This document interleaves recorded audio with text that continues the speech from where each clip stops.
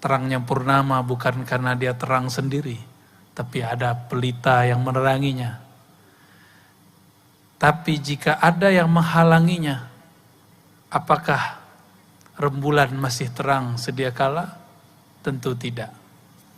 Itulah yang disebut hijab. Maka insya Allah malam ini tema kita pulang kepada Allah. Kita akan mengambil tema hijab-hijab yang menghalangi kita pulang. Insya Allah. Mari sama-sama kita istighfar ya. Coba duduk yang tenang, yang santai, rileks, ikutin ya. Apapun posisinya, cari yang nyaman saja. Gak mesti bersimpu, bisa terserah yang nyaman ya. Mari kita baca syahadat. Asyhadu an la ilaha illallah. Ya, sama-sama. Asyhadu an la ilaha illallah. Ya Allah, terima syahadat kami. Terima persaksian kami. Wa asyhadu anna Muhammadar Rasulullah. Ikuti. Asyhadu anna Muhammadar Rasulullah. Wahai ayahanda ruhani kami, Abul Arwah, Sayyidina Rasulullah, terimalah kami menjadi umatmu. Terimalah kami menjadi pengikutmu. Terimalah kami dalam daftar syafaatmu. Kita baca Haikal Ma'arif ya. Ahadzatullah. Ayo sama-sama. Ahadzatullah. Ahmad Ruhullah.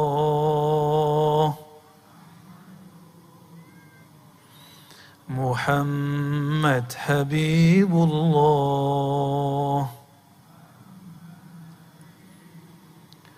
Al-Mahdi Khalifatullah. Waj'alna ya Rabbana min ahlillah.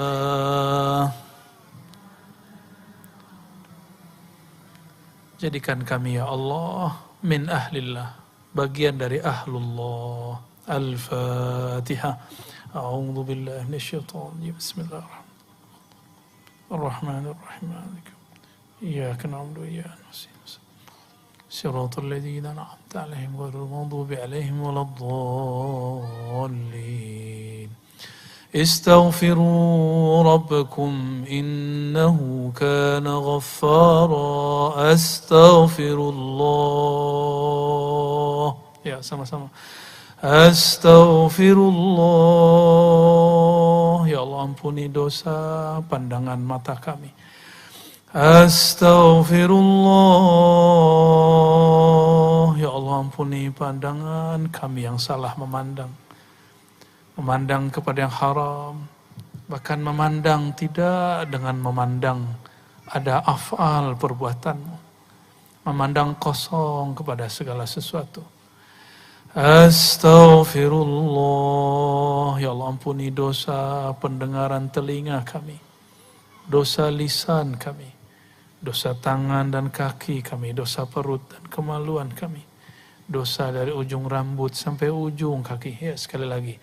Astaghfirullah. Iktikadkan nama Allah membersihkan kita dari ujung kepala sampai ujung kaki. Biar tambah mantap, dibayangkan seperti itu.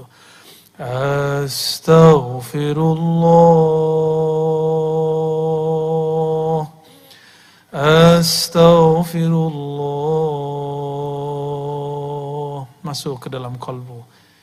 Buang, akui kepada Allah.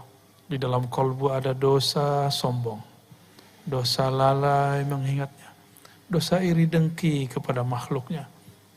Coba istighfarkan kalbunya.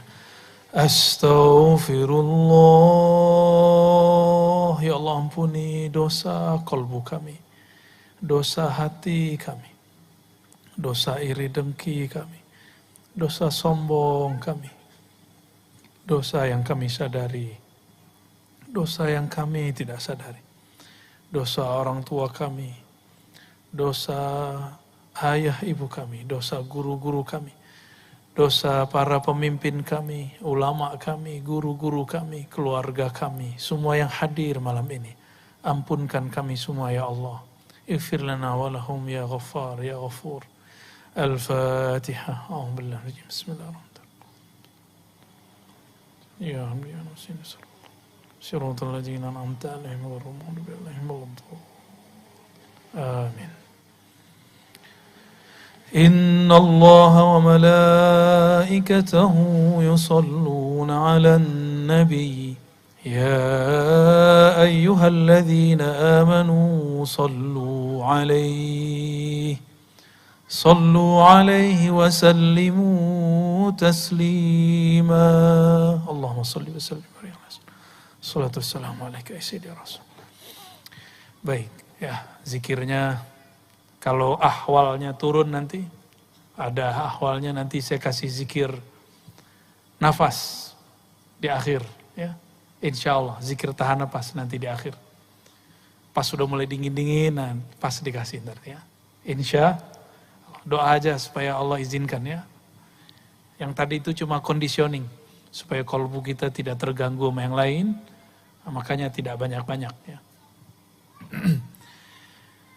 Yang membuat seorang hamba ketika Allah panggil, ya ayyatuhan nafsul mutmainnah, irji'i ila rabbiki radiyatan mardiyah. Jadi kita diundang, itu ayatnya.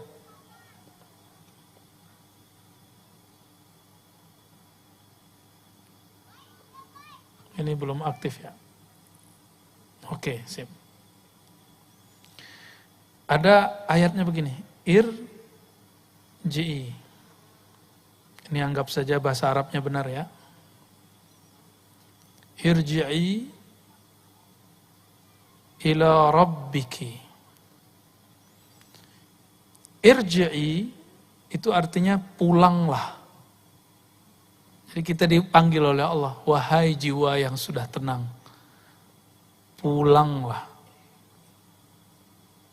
Judulnya kita apa nih? Jalan menuju pulang. Jadi udah pas judulnya nih Paman ini. Dapat inspirasi dari mana nih? Dari ayat ini. Ini satu-satunya ayat yang menyuruh kita pulang. Kemana pulangnya? Ila rabbik. Ya.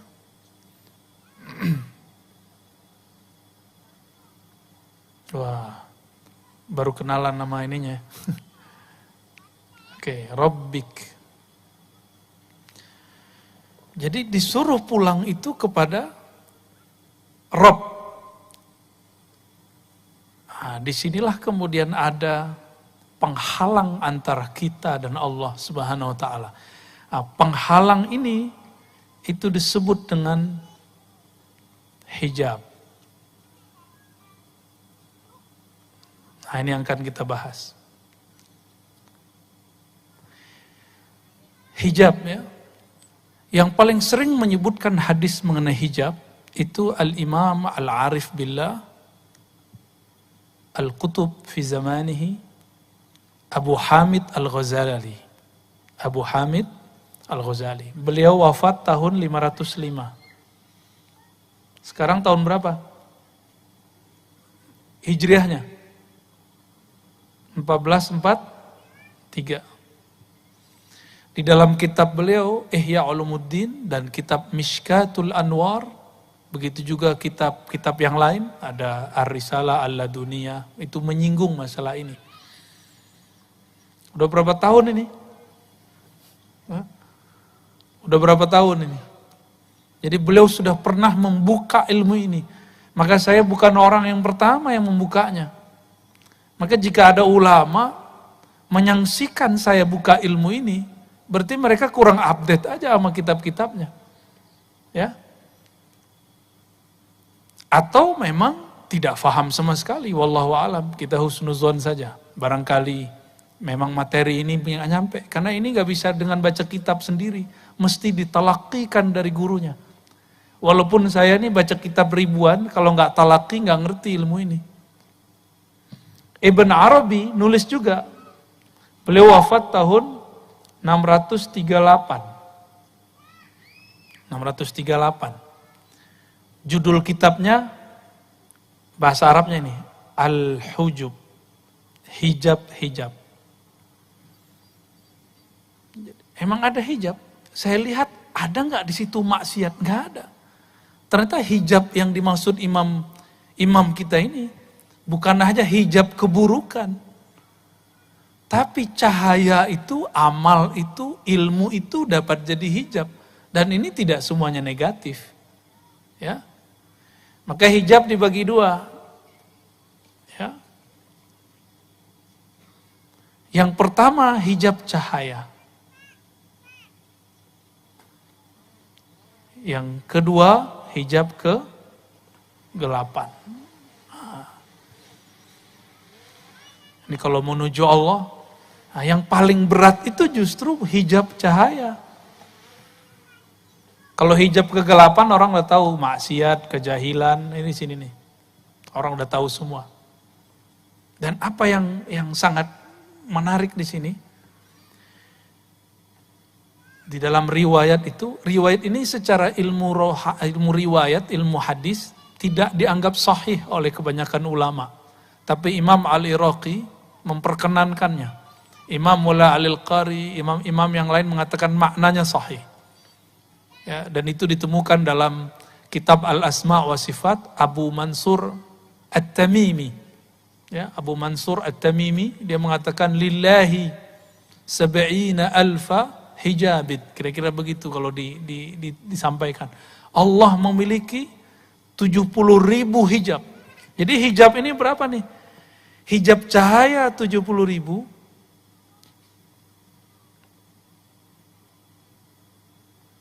Ini 70.000 nih. Hijab kegelapan 70.000. Banyak apa dikit tuh? 70.000, Pak. Ini gimana cara ceritainnya? Ya.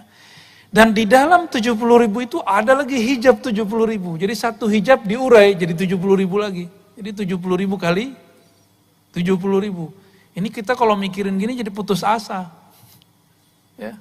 Waduh, ya. Kata pasukan arwah tadi, mana panglimanya tadi?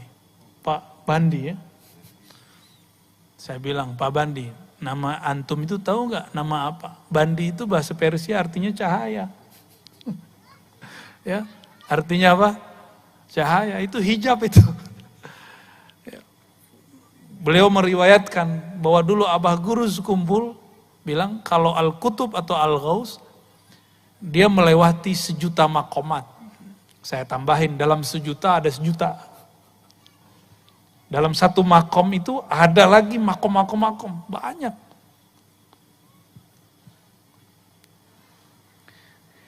Hijab itu nikmat, tapi juga ujian. Nah, ini kita urai, kok bisa ya hijab itu nikmat? Kita ambil dulu nih hijab cahaya sebelah sini. Itu hijab. Hijab gelap. Islamnya cahaya. Apalagi nih. Pernah nyantri, berarti punya ilmu. Ilmu itu hijab. Hijab cahaya. Kapan dia menjadi hijab kegelapan? Kalau saya merasa berilmu. Nah, ini yang terjadi. Banyak pada ulama. Makanya ulama itu jika mereka sedang tergelincir, efeknya dahsyat. Karena kalau ulama tergelincir, dia bawa dalil. Dia akan menggunakan dalil untuk membenarkan kekeliruannya. Itu hijabnya sudah tambah lapis-lapis. Di dalam itu ada 70.000 kegelapan, kira-kira begitu. Jika dia tidak ada mursyid, murabbi, wali yang menyelamatkan dia nggak akan selamat. Inilah yang dialami oleh Imam Abu Hamid Al-Ghazali. Hijab ilmu. Orang di zaman itu nggak ada yang lebih alim dari beliau lah.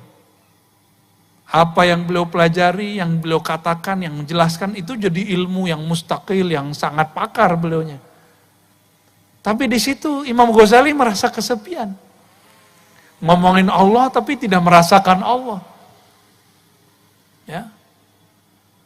Bicarain Nabi Muhammad, tapi kok nggak bisa nangis, nggak bisa rindu.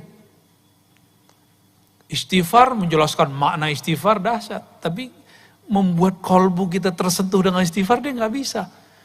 Maka Imam Al-Ghazali kemudian mengalami kesepian yang luar biasa sehingga dia tidak bisa berbicara hampir sebulan. Dalam satu riwayat dikatakan bahwa 15 hari. Itu Imam Ghazali. Karena hijab tadi dia menyadari kok ada hijab dalam diriku. Nah, Imam Ghazali nggak selamat sampai ketemu seorang imam namanya Abu Ali Al-Farmadi atau Farmadi. Di Indonesia ada orang namanya Permadi ya. Tapi dia ini ya, bukan ahli tarekat. Sepertinya ahli kebatinan. Barangkali dulu ayahnya seorang yang pernah terinspirasi oleh tokoh ini. Abu Ali Al-Farmadi mengajarkan zikir khafi, baca nama Allah di dalam kolbu, masukkan ke dalam kolbu.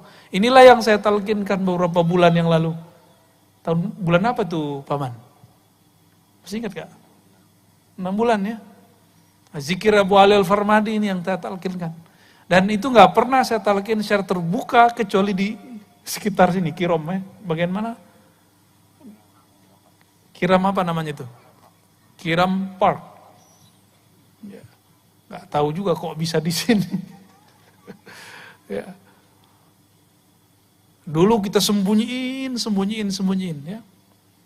Saya menyembunyikan ijazah, izin dari guru saya itu udah lama sekali. Ya. Ya lumayan lama lah kita bersembunyi dengan penampilan ngajar hadis gitu, ngajar akidah, debat sama Wahabi gitu. Ya, padahal tuh enggak saya banget itu ya. Udah enggak seneng. Makanya sekarang sudahlah kita yang ini aja lah yang kita dalami. Ya. Abu Ali Al-Farmadi mengajarkan zikir Allah di kolbunya Imam Al-Ghazali. Atas dasar itulah Imam Ghazali kemudian nulis di kitab Ihya, di kitab Kimia Sa'adah, di banyak kitab bahwa menyebut nama Allah itu salah satu yang bisa membuka hijab. Tapi ingat, ketika dibuka hijabnya, nama Allah sendiri itu ada hijabnya. Gitu. Per huruf itu ada hijabnya, bayangkan. Nah ini ilmunya Abah Guru dulu nih, satu huruf itu diurai oleh beliau. Satu huruf itu ada hijabnya Pak. Alif itu ada hijabnya. Makanya aneh jika ada seorang ilmuwan atau kiai mengatakan huruf itu tidak ada makna sampai dia terangkai. Berarti dia nggak mengerti hakikatul huruf. Alif lam mim itu ada maknanya, maka jadi satu ayat.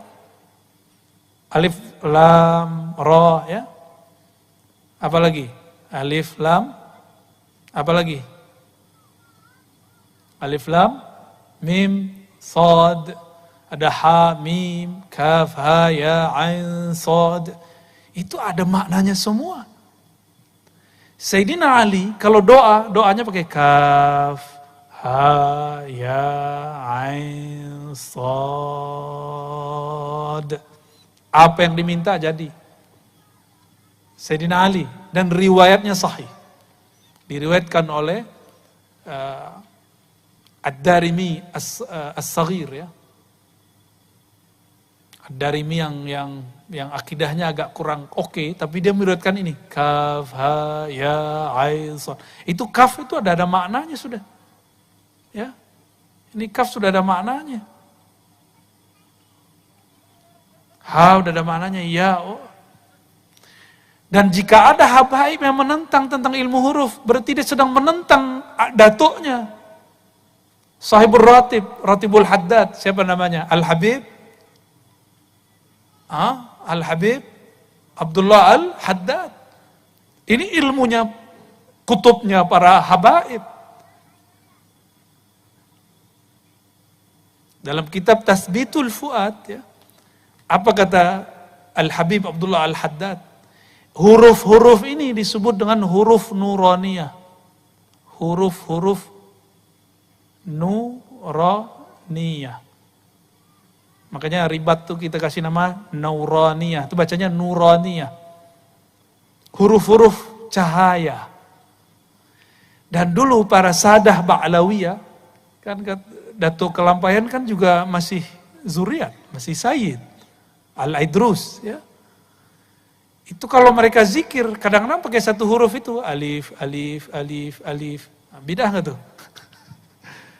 Bidah nggak tuh zikir begitu?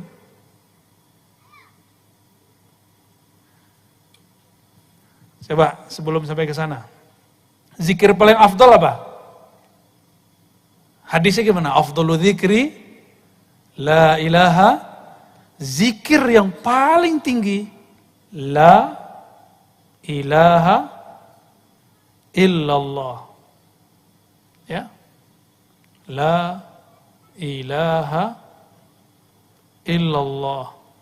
Nih, ini zikir paling afdal, benar. Coba, huruf di situ ada berapa? Coba dihitung. La, 1, 1, 2, 3, 4, 5, 6, 7, 8, 9, 10, 11, 12. Benar. Ini dalam satu mazhab. Enggak dihitung tasdidnya.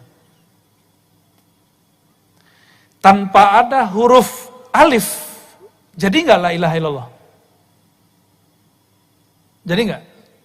Enggak jadi, coba buang satu huruf. Kita buang nih. Ya. Satu huruf la aja. Ini kita buang. Jadi enggak? Enggak jadi dia. Kita hapus ini, ya. Bacanya apa? A-ilah illallah. Jadi pertanyaan jadinya. Apakah ada Tuhan selain Allah? Atau alifnya kita panjangin. Lamnya kita panjangin, alifnya kita hapus.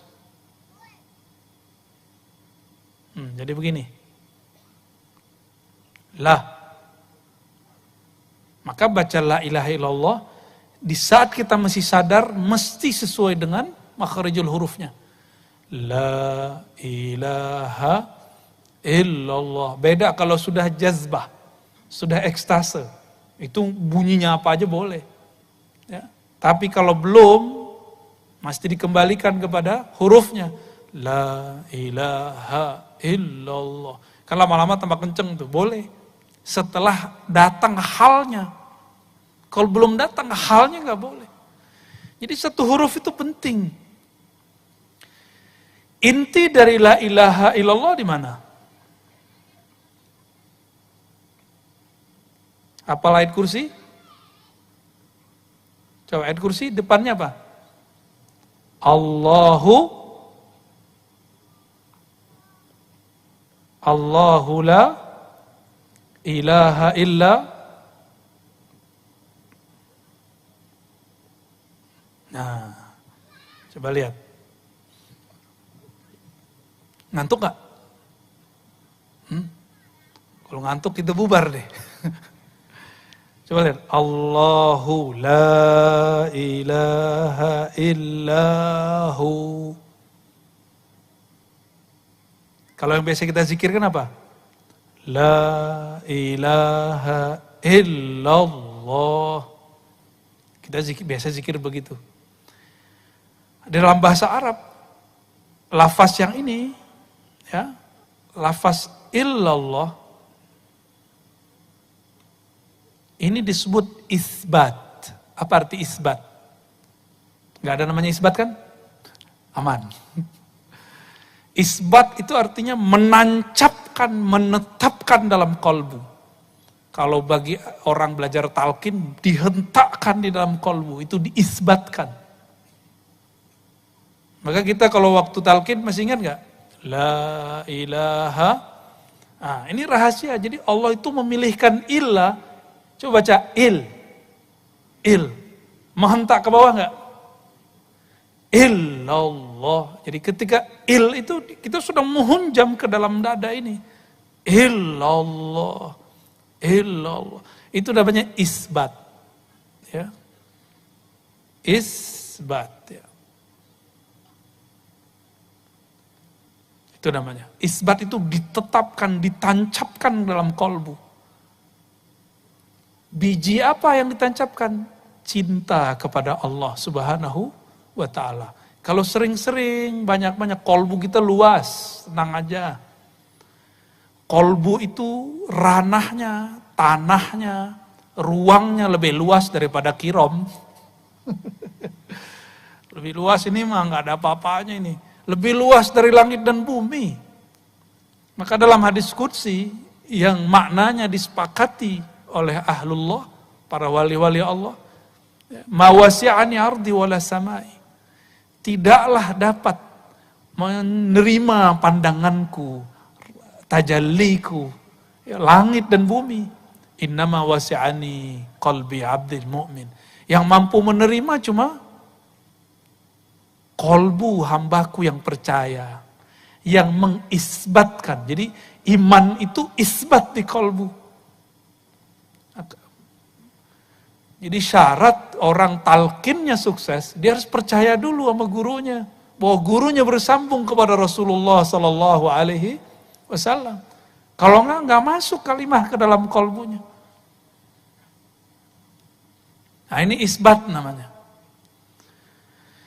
Suatu kali Imam Abu Bakar Asy-Syibli, murid daripada Al-Junaid, kawan daripada Al-Hallaj. Tapi sebenarnya Syibli ini juga belajar kepada Al-Hallaj. Kata Imam Asy-Syibli, dia lagi sekarat.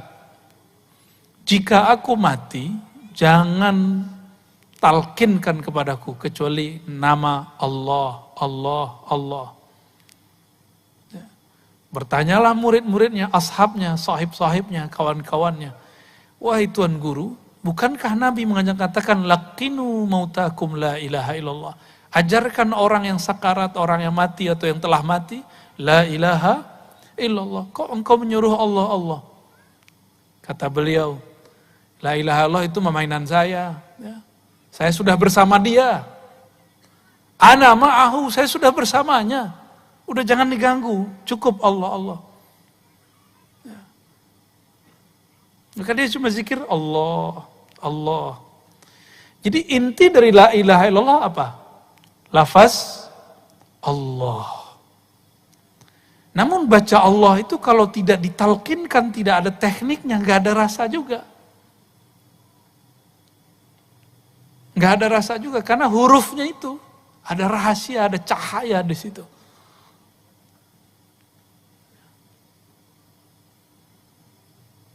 Satu huruf itu ada rahasia di situ. Nah, nanti kita buka. Coba lihat. Allah. Di ayat kursi dan ayat kedua Ali Imran, Allahnya taruh depan. Allahu la ilaha illahu. Sekarangnya nama Allah diganti dengan huwa. Ya. Ini kita benerin dikit deh.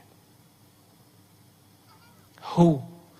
Hu itu, huwau dalam bahasa Arab itu cuma zaidah. Asalnya cuma begini. Atau begini aja. Silakan cari kalau yang pakar bahasa Arab silakan dicek. Apa fungsi waw di situ. Jadi asalnya cuma hu. Nah, hu itu kembali kepada lafaz Allah. Jadi dia balik lagi sini.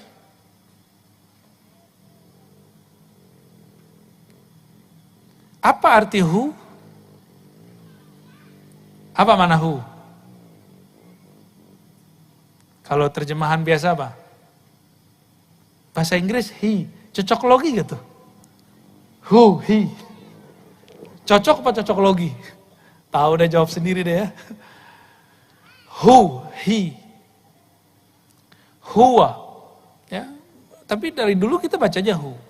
Salah satu wiridan kami yang kami dapat dari kecil itu 3 ayat terakhir surah Al-Hasyr. Huwallahu alladzi la ilaha illahu. Benar? Suka gak baca itu? Itu orang kalau baca itu pagi dan sore, 70.000 malaikat membersamai dia. Malaikat apa? Malaikat khadamnya hu. Tuh gak tanggung-tanggung lah. Khadamnya hu. Itu malaikat ulwiyin, malaikat tinggi. Bukan malaikat sufliyin. Bukan malaikat bumi, malaikat langit langsung. Bahkan di atasnya langit langsung kena hu. Lalu apa gerangan yang ada pada lafaz hu? Yang merupakan inti dari kalimat Allah, ya. Jadi orang baca nama Allah, baca hu itu sama. Allahu, maka ada zikir hu Allah, ada Allahu, benar gak? Ya. Udah ada yang jelasin ini gak sebelumnya, Paman? Belum ya? Tapi saya rasa Abah Guru dulu sudah sering jelasin ini. Ya, kita mengulang lagi apa yang mungkin terpendam yang sudah lama, karena beliau sudah lama secara jasadi meninggalkan kita. Tapi insya Allah secara spirit, secara rohani beliau tidak akan meninggalkan. Wali-wali itu jika dia wafat, dia lebih cepat memberikan madat kepada muridnya dengan izin Allah daripada dia lagi hidup. Lagi hidup dia punya anak, istri, punya kerjaan, punya bala, punya urusan, punya wirid yang harus dia kerjain. Tapi kalau dia sudah wafat, itu al-madad yang Allah berikan kepada mereka, dijamin dengan lafaz ahyaun inda rabbihim. Mereka hidup di sisi Allah Subhanahu wa taala. Ya. Ini hubungannya. Jadi hu itu adalah inti daripada lafaz Allah. Jadi kalau diringkas la ilaha illallah, intinya ada pada lafaz Allah. Lafaz Allah intinya ada pada lafaz hu. Atas dasar itulah kenapa zikir la ilaha illallah zikir paling afdal. Karena ada satu huruf ini, hu itu. Coba ambil nafas. Buang. Itu bunyi enggak? Kalau pakai hidung. Buang. Kalau dibunyiin dikasih huruf itu bunyinya apa? Kalau dikasih huruf apa? Alif atau ba atau ta atau ha? Itu apa? Kira-kira yang pas apa? Ha. Maka hu itu salah satu zikir nafasnya manusia. Ya. Jadi jika kita buat apa yang disebut oleh para ulama al-ismul a'zam, nama Allah yang agung, semua nama Allah yang agung itu terkumpul dalam nama Allah. Nama Allah itu kalau orang lagi udah sakaratul maut gak bisa baca nama Allah, gak bisa dia. Maka kita dengar nafasnya, dia baca apa? Di dalam ilmu zikir ini dibunyikan. Itu dibunyikan. Maka percaya atau tidak, membaca hu itu sama dengan baca la ilaha illallah.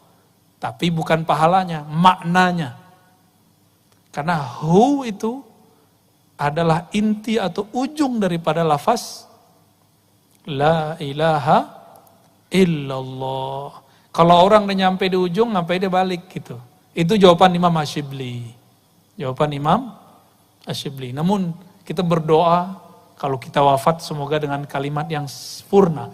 La ilaha illallah. Habis itu mau pakai Allahu bebas ya.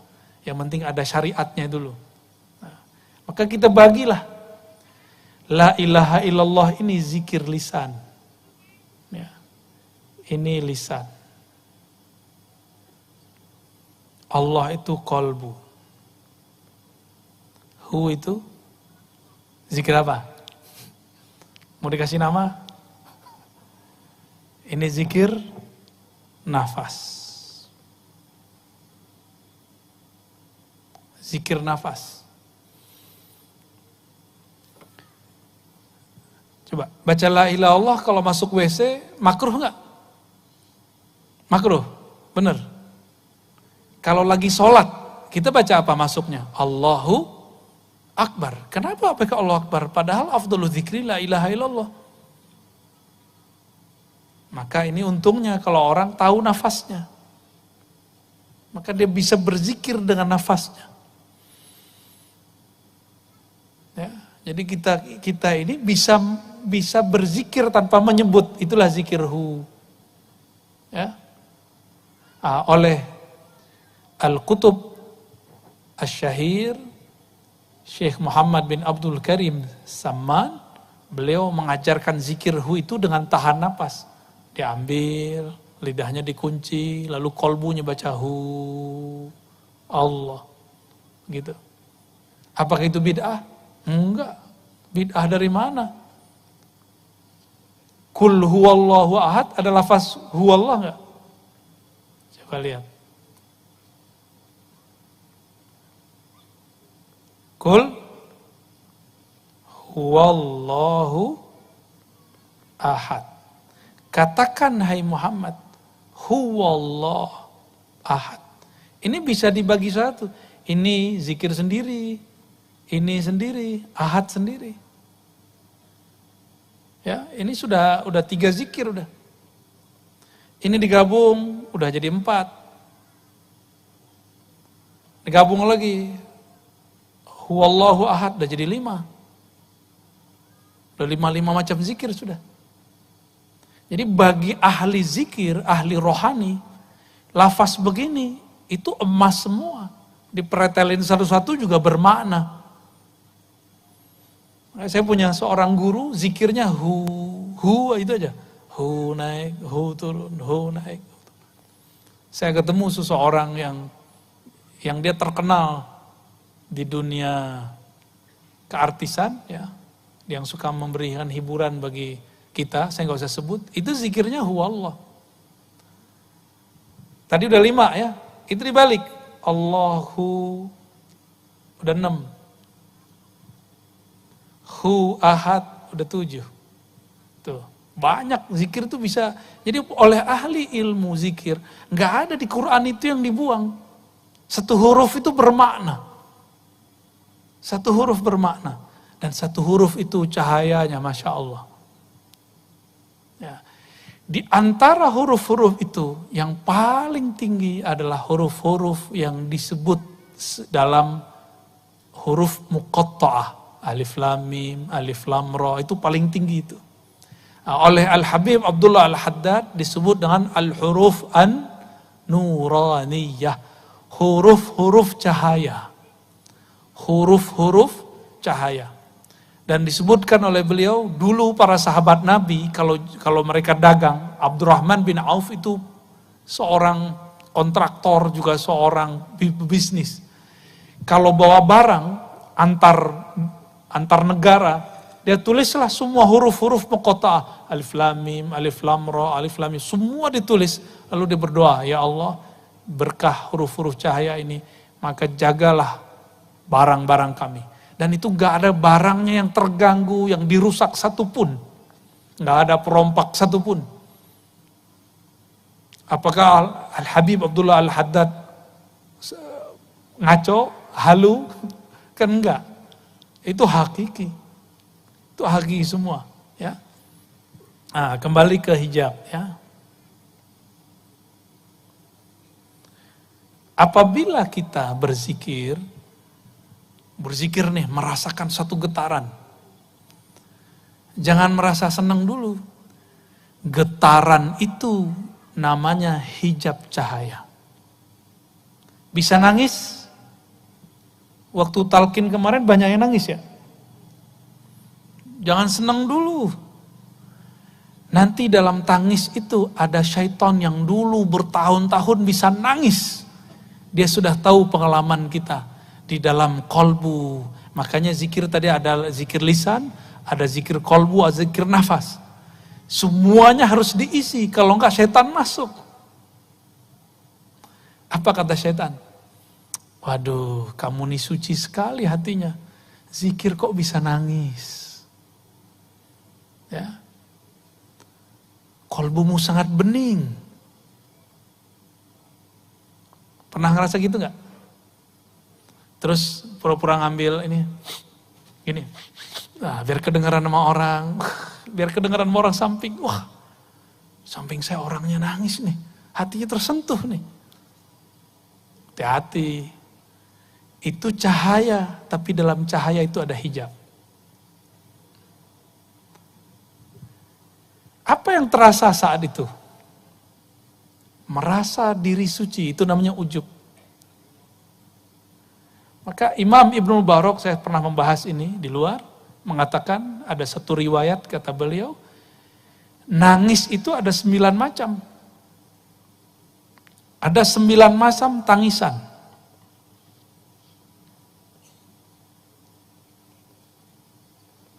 Semuanya ria kecuali satu.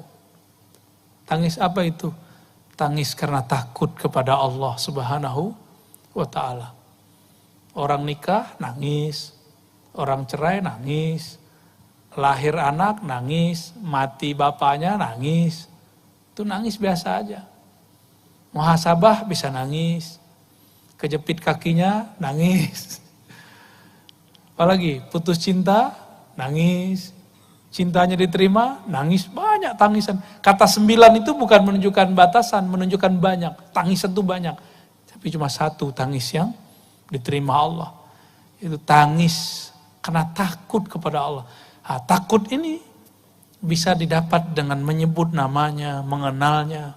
Nah, ada orang kayak kita ini mungkin yang hadir ini hatinya suci-suci lah ya, insya Allah ya, amin. Senang aja dibilang suci.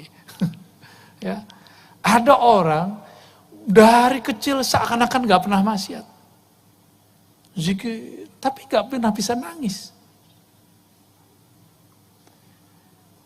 Maka disitulah perlu ada hijab yang kedua, kegelapan.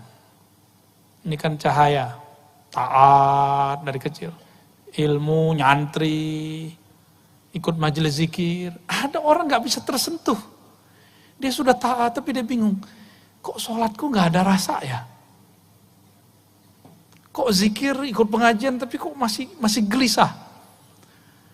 Orang-orang seperti ini ketika melihat pas zikir, pas talqin, dia lihat samping kok nangis, depannya nangis, kirinya nangis. Kok dia gak nangis? Di situ dia merasa sesuatu, apa yang salah dalam diriku? Berdoalah dia, ya Allah, kenapa hatiku keras sekali? Besok Allah jawab doanya. Allah takdirkan dia diuji dengan hijab kegelapan. Kalau orang taat sekarang dia maksiat.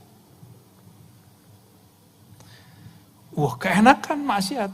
Tapi selesai maksiat, setan pergi, setan ngetawain dia kemudian sadar, ya Allah, saya barusan maksiat. Dia segera pulang, dia ambil sajadah, dia mandi tobat, dan dia kemudian sholat tobat. Baru saja takbir, matanya langsung meleleh. Tuh, dalam kegelapan ada cahaya. Sebagaimana dalam cahaya ada kegelapan. Maka gak boleh putus asa kalau maksiat.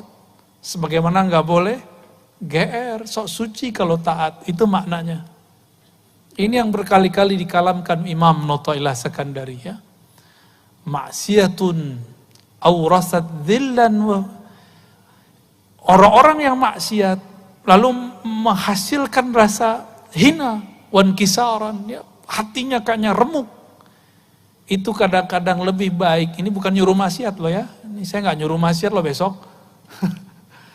Lebih baik kadang daripada taat tapi membuat istikbara, orang sombong. Jadi terbayang tadi kalimat begini, hijab.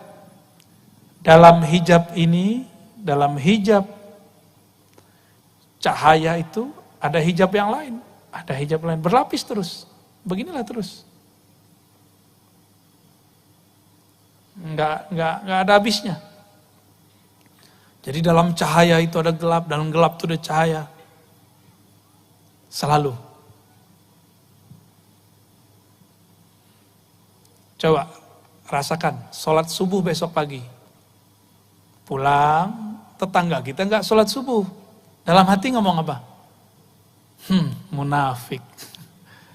Nabi ngomong, Sholat yang paling berat itu bagi orang munafik, sholat isya dan subuh. Sepertinya dia munafik.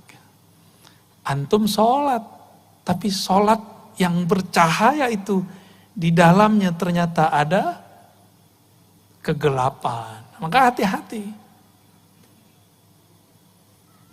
Ya. Karomah, karomah itu gelapnya lebih dahsyat daripada taat biasa. Maka saya sering dengar orang ngomong, gak ada orang lebih sakti daripada saya. Itu saya sering dengar orang begitu. Berarti dia tertipu sama karomahnya. Dia lupa, karomah itu sendiri bahasa Arab. Itu artinya kemurahan Allah. Allah pemurah kepadanya, diberilah dia karomah. Kalau Allah gak pemurah, gak dikasih. Dia lupa dengan itu. Maka suatu kali ada seorang murid dahulu dapat ijazah dari gurunya, kamu sholawat nih, ntar ketemu Nabi. Sholawatlah dia bertahun-tahun gak ketemu Nabi. Sampai dia kemudian hampir syak. Tapi dia ingat-ingat wajah gurunya, gak jadi syak. Dia sholawat lagi. Ribuan udah gak pakai hitungan dia, ngitungnya cuma sampai 1000. Kalau udah 1000 dia gak ngitung. Ketika suatu hari Jumat, mau berangkat Jumatan, si murid ini mau sholat duha, tertidur. Mau wiridan, mau salawat seribuan, tertidur. Di dalam tidurnya dia bertemu Rasulullah SAW. Bangun tidur, ini cerita pendeknya. Dia bingung, lah saya sholawat selama ini, kok Nabi gak ketemu-ketemu? Giliran tertidur kok Nabi ketemu? Gimana tuh Pak? Dibukalah kitab Al-Hikam, ketemu di kalam Hikam. Ya, kenapa Allah memberikan warid? Itu namanya warid. Warid itu anugerah dari Allah. Bukan bersamaan wirid. Supaya seorang murid tidak merasa dia mendapatkan warid karena wiridnya. Ya, jadi ini jawaban bagi yang sudah beramal selama ini, yang ngamalin sholawat ini, sholawat itu, pengen kaya baca waqiah ya. Kok nggak kaya-kaya? Kaya sih ya, kayak orang kaya, tapi bukan kaya. Kenapa? Karena kita diberikan warid anugerah bukan karena wirid itu, tapi karena Allah memang ingin memberi. Kapan Allah ingin memberi? Di saat hamba sudah siap untuk menerima. Ya, di saat hamba sudah siap untuk menerima. Jadi kalau dapat wiridan, zikiran dari guru, dari mursyid, amalkan aja. Maka dulu kita punya password. Masih ingat gak waktu talqin kita bacain? Ilahi anta maqsudi. Hafal ya? Coba baca sama-sama. Ilahi anta maqsudi waridhaka matlubi. Ya Allah, hanya Engkau tujuan kami. Hanya ridhomu yang kami cari. Allah ridhonya apa? Ridhonya sekarang gak dapat rasa, udah ridho aja. Kan Tuhan kita bukan rasa. Allah sekarang ridhonya, kita ini kemudian kalau zikir hambar, ridho aja. Bukan berarti guru kita gak sakti. Kok gak ada rasa ya? Bukan salah guru, bukan salah siapa. Emang Allah lagi gak mau ngasih. Ya. Kita datang nih, misalnya nih ada yang datang bawa proposal ke Paman Birin. Udah 30 hari gak dikasih-kasih. Itu berani gak bentang Paman Birin? Paman, gue udah kasih proposal kok gak dikasih-kasih juga? Kok gak dibales? Berani gak gitu? Sama makhluk gak berani loh. Masa sama Allah berani?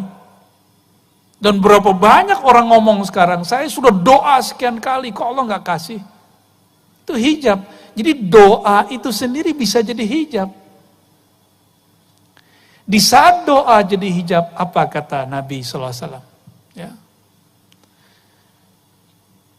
Man syaghalahu, hadis qudsi, man syaghalahu dzikri am mas'alati. Siapa yang sibuk dengan mengingatku, berzikir kepadaku. An mas'alati, sehingga dia tidak sempat bermohon, meminta kepadaku. A'taituhu ma u'tiya bihis sa'ilin. Ma u'ti bihis sa'ilin. Aku akan berikan kepadanya apa yang diminta oleh orang-orang yang meminta. Yang meminta belum tentu dikasih. Karena dia bentak-bentak Allah. Ya. Ada lagi yang ngomong, saya sudah sholat, saya sudah zikir, tapi kok gak dapat kerjaan juga. Loh apa urusannya? Ya. Dia sholat, zikir di atas sajadah. Kalau mau cari kerja, dia jalan di muka bumi Allah. Itu dua hal yang berbeda. Jangan disama-samain, apalagi yang lagi cari jodoh. Ya. Lagi nyari jodoh, duduk di atas sajadah gak cukup. Harus kemudian ngomong, bersilaturahim. Ya, para jombloan dan jomblowati. Selamat jomblo ya.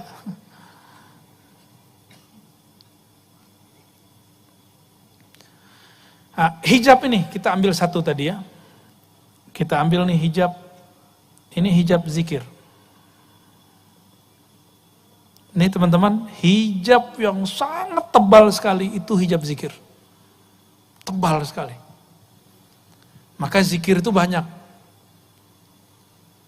Zikir itu sangat banyak. Tapi hijabnya hijab cahaya. Dulu waktu saya berkhalwat 40 hari, kami diuji oleh guru-guru kami, mursyid-mursyid kami. Jadi disuruh zikir malam hari 12.000 kali sekian. Besok pagi, nah nanti dilihat ujiannya, besok pagi atau sore. Sore kita mau berbuka, nanti pada ngobrol. Waduh, hari ini saya ngantuk sekali. Kenapa? Malam tadi zikir 12.000 kali 7. Jadi hijab gak tuh? Dia zikir 12.000 kali 7, itu cahaya. Tapi dia sebut zikir itu jadi gelap, namanya ujub. Ada lagi satu lagi, wah ente banyak amat zikir begitu. Saya belum sampai 1.000, itu sudah fana. Padahal dia ketiduran, ngorok. Ya. Tahu-tahu udah subuh. Ketiduran disebut fana. Tahu fana ya? Karam, tenggelam dalam nama Allah. Enggak, dia enggak tenggelam kok, dia ketiduran kok. Wah, lu cemen, baru nggak nyampe. Saya 1.000 aja udah hilang. Udah fana. Masa 7 kali 12.000 gak fana-fana. Ada satu yang diam. Yang diam ini merasa, gue diam aja deh. Kata guru gak boleh pamer. Ini yang paling benar. Dia merasa benar.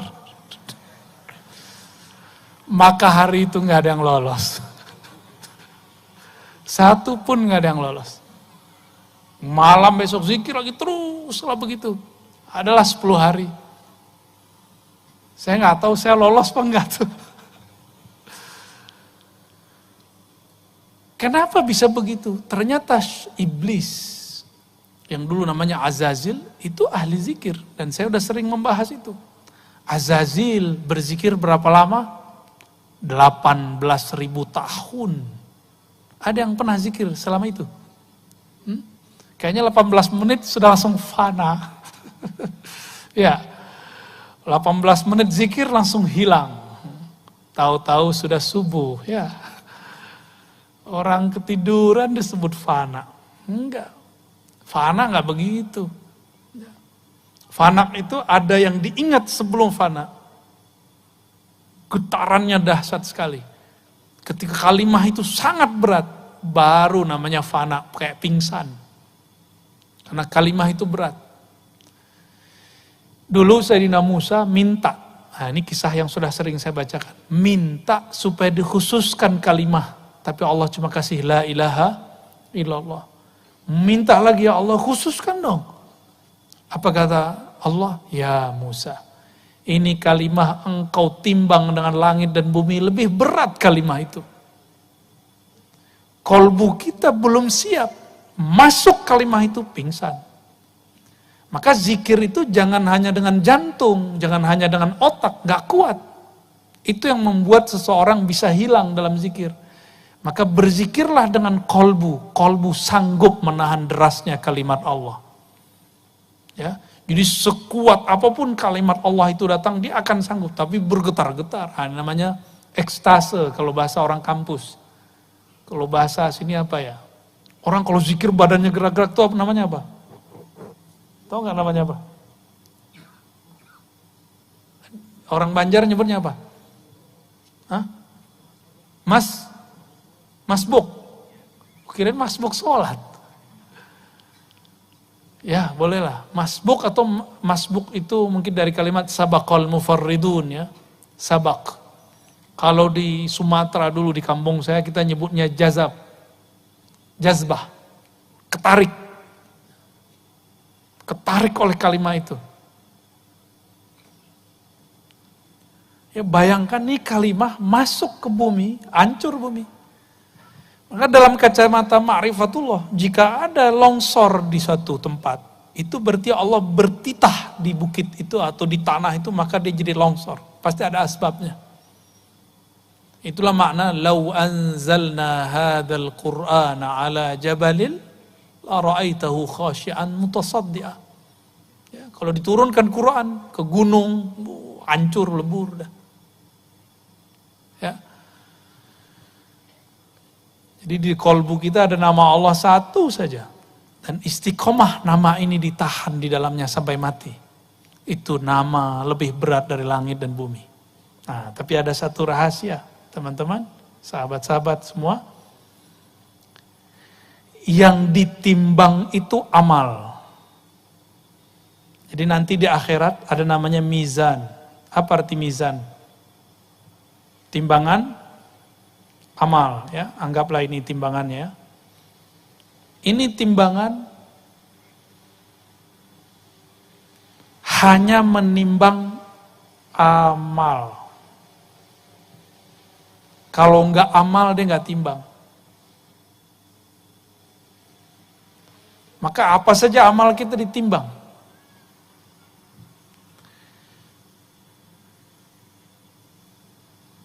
Yang enggak sanggup ditimbang oleh mizan ada. Kalimah Allah masih bisa ditimbang. Masih bisa ditimbang. Ini yang disebutkan dalam hadis Imam Baihaqi. Ada orang bermaksiat sepanjang hidupnya, sebelum meninggal dia tobat di tangan seorang wali. Meninggal. Sebelum mati dia tobat. Di tangan seorang wali, wali ini mengajarkan nama Allah. Maka dia meninggal, di kolbunya cuma ada satu modal, yaitu lafaz Allah. Di riwayat Imam Tirmizi, la ilaha illallah. Jadi ini digabung, sama aja. Ditimbanglah semua amal buruknya. Ditaruhlah di sini. Ternyata amal buruknya sepanjang hidupnya. Dicari amal baiknya nggak ada. Nyapa orang enggak, ada orang nyapa dia bilang, apa lo lihat? Ada orang bantu dia bilang, yang so-soan, gue juga bisa. Malah nyuruh, lebih dari itu, malah nyiksa orang dia. Enggak pernah baik ke pasangannya, enggak pernah baik ke anaknya, enggak pernah baik ke tetangganya. Semua orang dia sakiti. Tapi di hatinya gelisah, dia mengatakan, ini enggak benar cara hidup begini. Maka dia datang kepada seorang wali. Ya. Wali ini mengajarkan nama Allah Subhanahu wa ta'ala. Ketika sudah ditimbang, kira-kira kalau amal baiknya nih, ini kan baik nih, nggak ada isinya. Yang berat yang mana? Yang buruk. Ketika amal buruknya berat, malaikat azab sudah siap, ngikat dia dengan ikatan dari api neraka.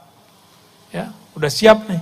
Tahu-tahu Allah berfirman, wahai para malaikatku, tunggu. Buka dulu kolbunya, buka dulu dadanya, siapa tahu ada sesuatu di dalam dirinya. Dibukalah dadanya, ternyata jantungnya menyebut nama Allah. Itu yang dia pegang sampai sebelum mati. Kata Allah, ambil itu. ambil itu jantung, pindahin ke timbangan. Lebih berat mana?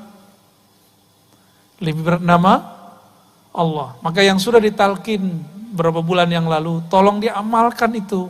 Walaupun 40 kali ba'da sholat. Ya, habis sholat, diam sebentar, istighfar, baca Fatihah, tawasul yang kita mau Nabi, apa guru sekumpul, Syekh Saman atau siapapun ya, yang jadi guru kita. Lalu kemudian kita zikir sebentar. Allah, Allah, 40 kali aja. Kalau lagi sibuk 7 kali. Tapi pelan-pelan, kita nggak cari angka di akhir zaman ini. Di akhir zaman ini yang kita cari adalah kualitas. Nah, ada yang nggak bisa ditimbang. Itu nama Allah masih bisa ditimbang. Apa yang nggak bisa ditimbang? Ilmu mengenai Allah. Makanya di dalam Al-Quran kita sering baca habis maghrib. Syahidallahu annahu la ilaha illahu wa wal malaikatu wa ulul ilm. Allah bersaksi dengan ilmunya dan para malaikat serta orang-orang yang memiliki ilmu.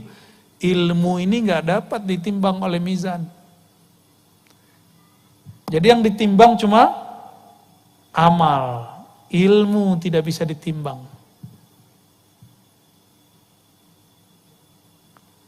Oleh karena itu, surat Muhammad ayat 19, fa'lam annahu la ilaha illallah. Maka ilmuilah olehmu sebelum mengatakan la ilaha illallah. La ilaha illallah masih bisa ditimbang, tapi ilmunya gak bisa ditimbang.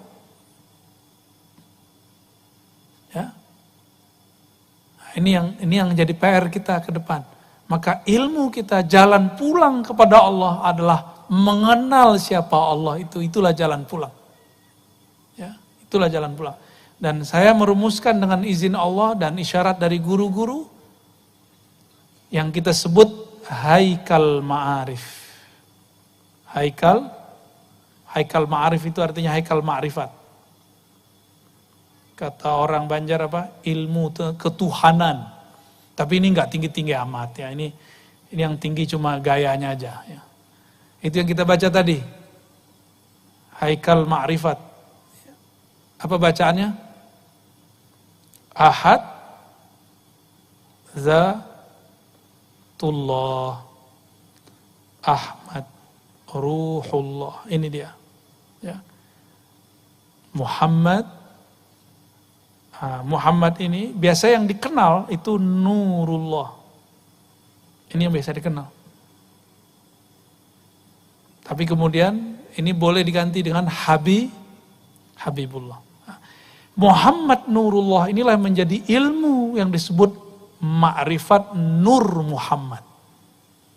Ma'rifat Nur Muhammad, ilmunya orang Banjar itu.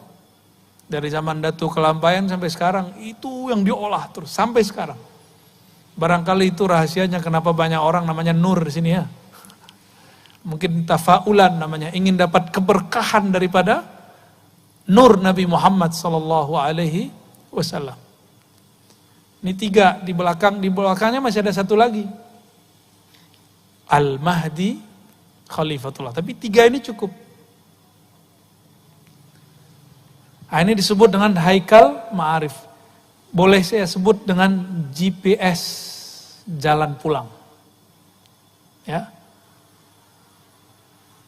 GPS. Benar tulisannya? Peta, map jalan pulang ini. Ahadatullah Ahmad Ruhullah. Karena Al-Mahdinya belum muncul, nggak wajib dibaca. Tapi kalau nanti sudah muncul, karena sekarang sudah banyak yang ngaku jadi Al-Mahdi, benar nggak? Ya. Dan Al-Mahdi itu rumusnya 1, zuriat Rasul Sallallahu Alaihi Wasallam. Ini bisa jadi dari Banjar nih ntar, ngaku-ngaku. Ya, bisa jadi dari Pontianak, bisa jadi dari Jawa, bisa jadi dari Hadramaut, bisa dari mana-mana nanti orang. Pakistan sudah ada yang ngaku, di Mesir sudah ada yang ngaku. Di Maroko sudah ada yang ngaku, di Indonesia sudah ada yang ngaku, di mana-mana sudah ada yang ngaku. Nah kalau nggak mengerti haikal ma'rifat, kita nggak tahu yang mana sebenarnya petanya. Ya. Maka mencari Al-Mahdi bukan mencari fisiknya, hidungnya mancung, jidatnya lebar, seperti hadis Abu Daud. Itu nanti setelah islah baru ketahuan. Ada namanya islah. Al-Mahdinya dibenerin, berarti Al-Mahdinya sekarang lagi nggak bener. Kita nggak tahu di mana kan? Allah tutupin di mana, Allah rahasiakan di mana. Bisa jadi orang yang kita kenal selama ini, bisa jadi bukan. Yang penting zuriat Rasulullah Shallallahu Alaihi Wasallam. Habis ini kayaknya banyak nih zuriat Nabi yang bakal ngaku nih. Wah, hidungnya mancung nih ya. Jidat lebar, waduh. Tapi yang saya tahu para habaib itu takut. Ngaku Habib aja takut. Saya nggak pantas jadi Habib, malah gitu ngomongnya. Ini Habib yang asli, ngaku nggak pantas jadi Habib. Gimana ngaku jadi pantas jadi Al-Mahdi? Nah, ini uraian ini teman-teman, sahabat-sahabat semua yang hadir ya. Malam ini jam 8 nih, udah jam 12, masih kuat? Serius? Beneran? Kalau ya kita buka pintu pertama hijabnya. Habis ini ada pintu pertamanya. Ini baru Haikal Ma'arifnya. Pintu pertama hijabnya, ini aja ya, oleh-oleh sebelum selesainya ya. Oleh-oleh itu sudah kita praktekkan waktu kita talqin.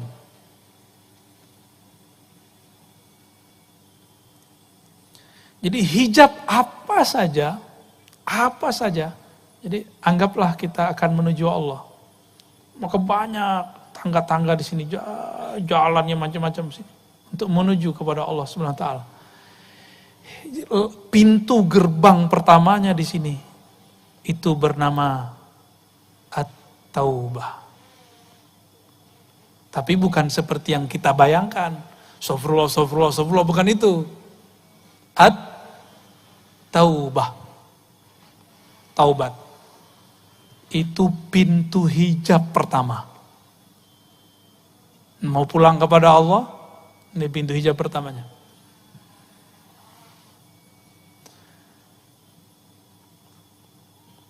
Taubat. Apa arti taubat?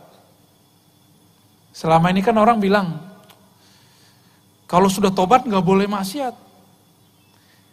Maksiat itu nggak boleh sebelum dan sesudah tobat.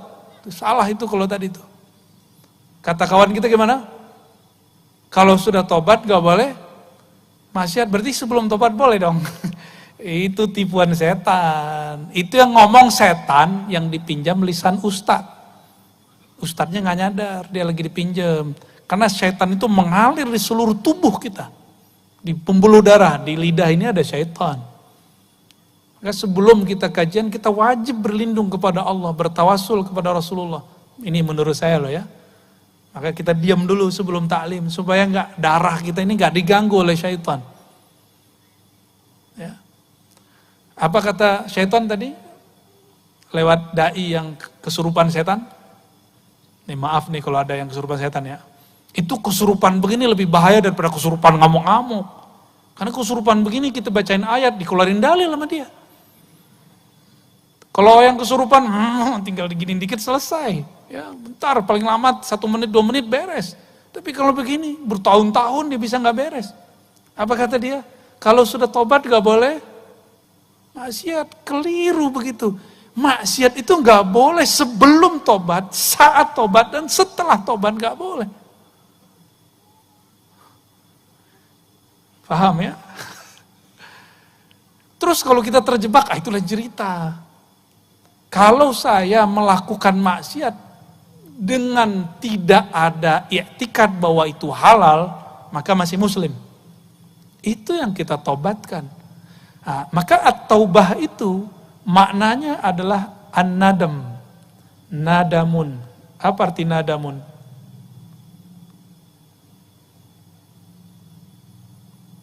Menyesal. Jadi menyesali sebelum nyawa berpisah dengan badan. Itu yang disebut nadam. Maka aslut taubah an-nadamu. Mengaku kepada Allah bahwa kita sudah salah jalan. Nah, ini yang paling penting. Nadam itu menyesal.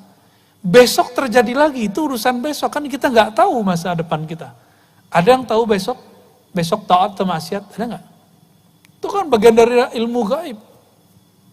Jangan kemudian berbicara yang gaib, kita nggak tahu kalau Allah nggak kasih tahu.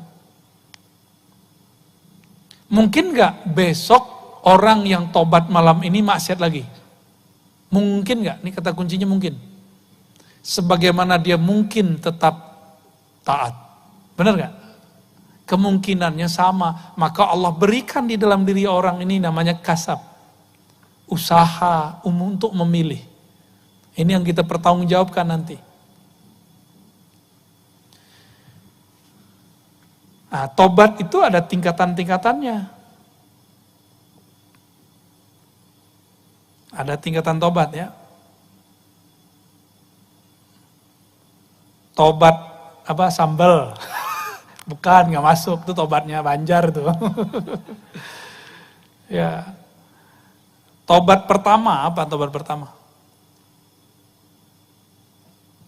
Kita kalau bayangin tobat, pasti dari dosa yang zahir, benar ya? Dari mabuk, zina, korupsi, mata jelalatan, ya enggak? Cuma gitu doang. Emang gitu doang? Terus Nabi kenapa masih tobat? 100 kali, 70 kali. Apa Nabi jelalatan matanya? Apa Nabi korupsi? Kan enggak. Terus Nabi tobat dari apa? Berarti ada yang ditaubatkan Rasulullah, bukan dosa yang zahir. Nah, maka tobat yang pertama kita boleh sebut taubatul awam atau tobat zahir. Ini awam. Tobatnya dari dosa yang zahir. Orang awam mengira kalau sudah tobat di bab ini sudah selesai, sudah suci. Maka jangan heran banyak orang awam ini sok suci. Banyak orang awam berani bentak kiai. Nanti di akhir zaman ini sudah mulai-mulai orang awam bentak kiai. Antum akan lihat gak lama lagi guru-guru kita, mu'alim kita, kiai kita, habaib kita nanti dibentak oleh mereka. Cuma karena beda politik, beda torikot, beda mazhab, beda faham, nanti dibentak. Bentaknya gak tanggung-tanggung, pakai takbir, soleh bener kan? Allahu Akbar, lah yang ditakbirin kiai ahli wirid. Ya. Yang ditakbirkan seorang kiai yang di kolbunya Allah sudah maha besar. Ya mantul lah nama Allah itu. Imam Asy-Syahrastani mengatakan kelompok teroris atau khawarij mereka itu merasa sudah suci zahirnya. Mereka menjaga diri daripada dosa-dosa yang zahir ini. Tapi mereka tidak menjaga dirinya dari dosa yang batin. Maka ada tobatnya khawas. Tobatnya khawas dari dosa yang batin. Batin ini kita sebut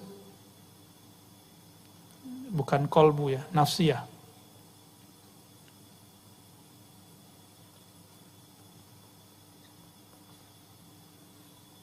Nafsiyah ini saya sudah sering jelaskan, masih ingat gak? Karakter diri. Ada diri yang cenderung kepada kebinatangan ternak, maka sifat nafsiyah yang muncul serakah. Bahasa kitanya tamak, bener? Ya. Itu bahasa kita apa bahasa Arab tuh? Tamak. Tomak, ya. Apalagi? Syahwat. Nah, itu nafsiyah, bagian-bagian kebinatangan ternak. Siang tadi kita puasa, apa yang kemudian sedang dididik di situ? Itu emosi. Ya. Jadi dosa daripada emosi. Nah, ini yang kemudian lagi coba dibenerin.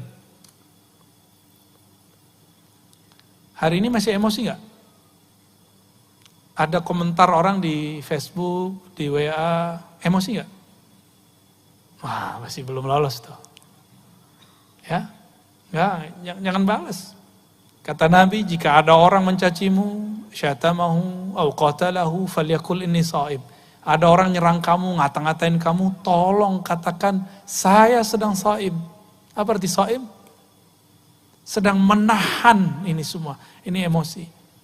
Nah, ini namanya sifat buas. Emosi, prasangka. Coba, siang tadi, walaupun puasa, pernah berprasangka nggak sama orang di depan kita lagi naik motor, naik mobil? Pernah ada? Tuh, udah rusak puasanya udah. Gak diangkat, serius gak diangkat sama sekali. Kan puasa mau naik nih, tanpa hijab kepada Allah. Puasa itu gak ada hijabnya. Nah, ketika ini terjadi, ini menjadi hijab. Inilah hijab serakah, syahwat, emosi, prasangka. Nah, ini hijab kegelapan, ada hijab cahayanya di sini. Nah, hijab cahayanya gimana? Puasa nih, teman kita di kantor nggak puasa, kita bilang ahli neraka kau. Padahal kan kita bisa berbaik sangka, kamu sakit gula ya, kan bisa begitu, atau sakit gila, ya, kan bisa begitu kan, bisa begitu. Jadi bisa dibalik. Kenapa kita nggak membaliknya? Yang paling berat, kalau yang berbuka itu orang yang dianggap wali. Pernah nggak ketemu wali buka puasa siang hari? Saya ketemu Pak, itu saya sempat ragu sama dia tuh. Ini beneran wali nggak? Ya. Tapi ternyata teringat ada satu kalam yang dinukil Imam Sya'rani, dinisbatkan ke Abu Hanifah. Tapi saya yakin ini bukan kalam Abu Hanifah. Kalau ada seorang muslim atau seorang wali, seorang mukmin berkata sesuatu, melakukan sesuatu, harus kita takwil, maksudnya kita husnuzon kepadanya dengan 70 makna alternatif. Jadi kalau kita ngelihat, ya, misalnya nih, lagi puasa, terus teman kita jalan sama seorang perempuan, yang menurut kita, mungkin waktu dia nikah kita gak diundang. Selingkuhan baru nih. Kita lagi puasa ya. Itu dulu, sekarang prasangka itu yang paling gawat adanya di dunia sosial, media, sosmed. Nah, ada orang-orang atas nama amar ma'ruf nahi mungkar, lalu membicarakan orang lain dan dia mengatakan, ini bagian dari amar ma'ruf nahi mungkar. Dia nggak sadar, dia sedang mengotori jiwanya dengan nyebut-nyebut kesalahan orang. Belum tentu orang itu salah. Ini mesti diingatkan, umat harus diingatkan. Ada yang begitu nggak? Namanya tahdzir, mewarning. Udah jadi panitia kebenaran dia. Ya. Jadi yang dia tahzir berarti sesat. Kalau dia enggak, ya, lupa sama diri sendiri. Ya. Itu terjadi bukan di orang awam, pada ulama. Hati-hati. Di kalangan ulama itu terjadi. Atas nama membela kebenaran, dia kemudian melakukan kebatilan. Dan dianggap kebatilan itu boleh. Dianggap kebatilan yang dia katakan itu, ya, itu sebagai nasihat. Itu cahaya, ingin amar ma'ruf nahi mungkar, cahaya enggak? Tapi di dalamnya ada kebatilan. Kalau enggak belajar ilmu tentang hijab, enggak bisa memahami itu dengan baik. Enggak dibimbing sama guru. Maka bimbingan mursyid itu enggak boleh berhenti. Sampai sekarang walaupun saya sudah diijazahi irsyad, saya masih punya mursyid dan mursyid saya banyak. Kita ditegur bagian ini, ditegur bagian, dan itu indah sekali ketika ada yang mengingatkan. Harus dibimbing rohani kita. Ya, jadi jangan berhenti punya mursyid ya. Jangan berhenti sama sekali. Mesti punya pembimbing rohani. Kalau berhenti, ya nanti akan ada rasa-rasa itu muncul. Maka taubatnya Khawas bukan saja dari kegelapan, ya, tapi juga dari cahaya.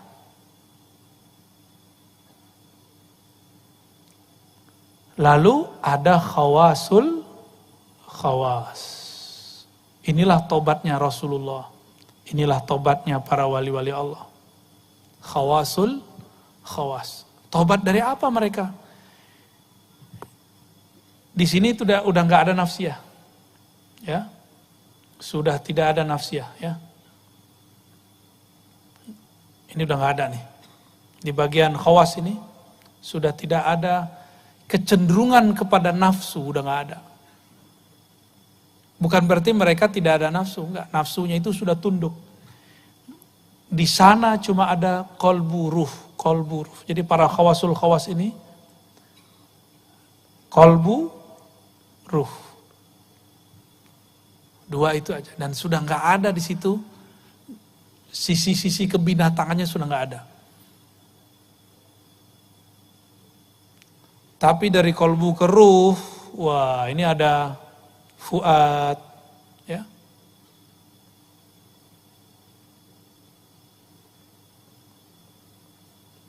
Ada di situ lub, ada di situ sir. Ini hijab ke sininya sudah 70.000, di sini 70.000. Ya kalau dikali-kalin semua jadi jutaan jadinya. Ya. Maka seorang wali-wali besar itu tidak mungkin mereka kalau nggak dibantu oleh Allah, tidak dapat syafaat Rasulullah, tidak bersanad kepada guru-guru wali Allah, nggak mungkin bisa menembus ini. Kita mikirin satu aja udah berat, Pak.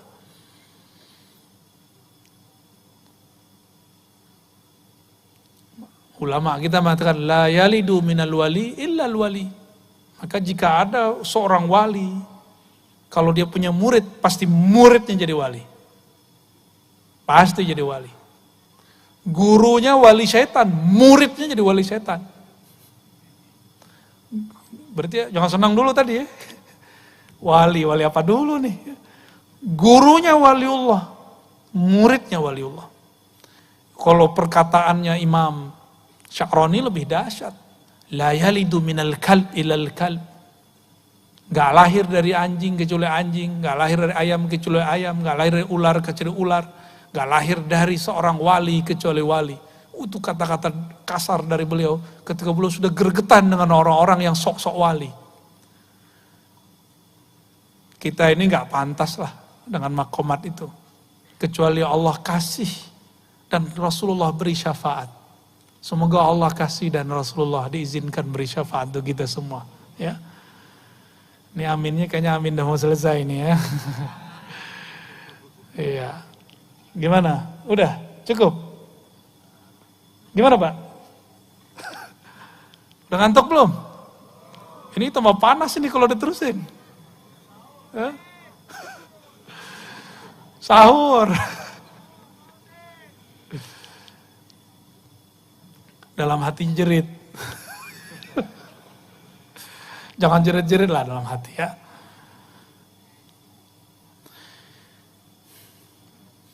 Lalu Nabi ketika istighfar 70 kali, itu istighfar apa? Level 2, istighfar dari kegelapan dan cahaya, benar? Lalu Nabi itu cahaya bukan? Nabi itu cahaya, beristighfar. Inilah yang disebut nurun ala nur. Cahaya di atas cahaya. Nabi itu cahaya. Lalu beliau mengatakan, innahu la yughanu ala qalbi. Sesungguhnya ada ghain di dalam kolbuku. Apa arti ghain? Ghain itu adalah lapisan hijab-hijab cahaya. Kalau Nabi nggak ada ghainnya, maka beliau bisa mabuk terus, mabuk dalam ma'rifatullah. Nggak bisa beliau ngurusin umat. Nggak bisa beliau kemudian menjadi imam sholat, karena kalau jadi imam, sholatnya bisa panjang. Ya, kita duluan kabur kali ya. Jadi Nabi kalau nggak ada ghain ini di kolbunya, Masya Allah.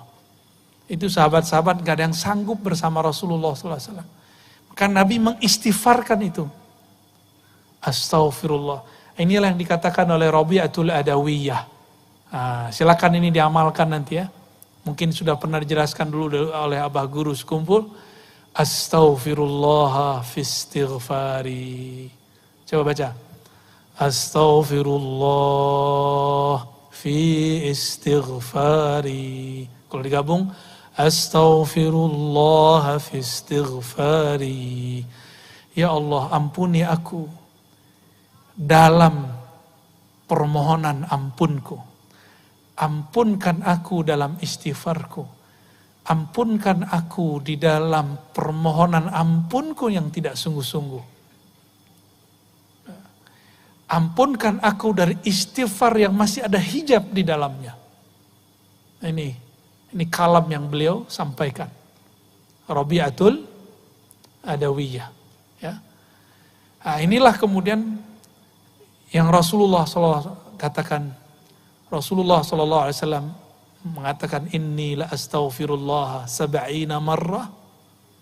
Aku beristighfar setiap hari 70 kali.